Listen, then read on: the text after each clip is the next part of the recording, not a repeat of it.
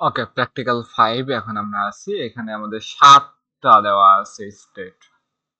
তো এখান থেকে আমরা ট্রানজিশন প্রবাবিলিটি ম্যাট্রিক্স এটা, তো আমরা এটা ইজিলি ক্যালকুলেট করতে পারবো, এটা নিয়ে আর কথা না বলি। ট্রানজিশন মানে এরপরে আমরা এখানে ক্যালকুলেট করি ক্লোজড কিনা। 1 2 3 হলো ক্লোজড, এই তিনটার মধ্যে নিজেদের মধ্যে রিলেশন আছে এবং এটা হলো ইররিডিউসিবল, সবার সাথে সবার কানেকশন আছে। এবং 1 2 3 হলো পারসিস্টেন্ট, মানে ক্লোজড এবং ইররিডিউসিবল হলে আমরা পারসিস্টেন্ট বলতে পারি। ওকে, মানে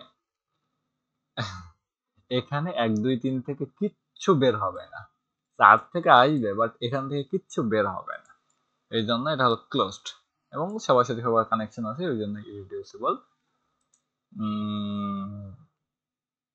আর দুটা যদি হয় তাহলে এটা পারসিস্টেন্ট। এরপরে এগুলা আসলে হলো, এরপরে সেম এইগুলা আমরা দেখছি অলরেডি।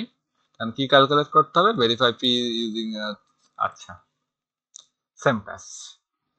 আমরা এক্স পাইলাম এখানে, হ্যাঁ এখান থেকে আমরা ম্যাট্রিক্সের পাওয়ার ইউজ করতে পারি। নাম এন ম্যাক্স এখানে আমি 20 নিয়েছি, যে পি পাওয়ার 20 বার ইউজ করব। তারপর এক্স এর মানটা তো এর আগেই আমরা দেখলাম যে কিভাবে হবে, যে এক্স এর পাওয়ার 1 হবে এরকম করে 1 2 3, এক্স এর পাওয়ার 2 এটা এক্স স্কয়ার, এটা হবে এক্স কিউব, এটা হবে এক্স 4, এভাবে ক্যালকুলেট হলো। তারপর এরপরে এই জিনিসটা আমরা ক্যালকুলেট করব, যেখানে আমাদের F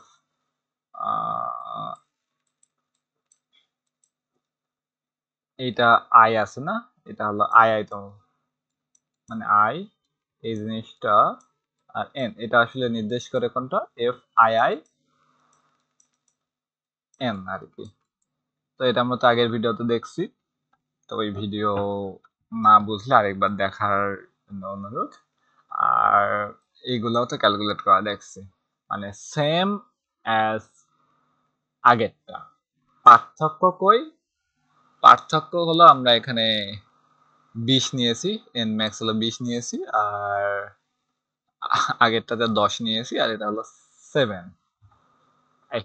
same code, 7 by 7 matrix হোক, 100 by 100 ম্যাট্রিক্স হোক, হয়ে যাবে, সমস্যা নেই।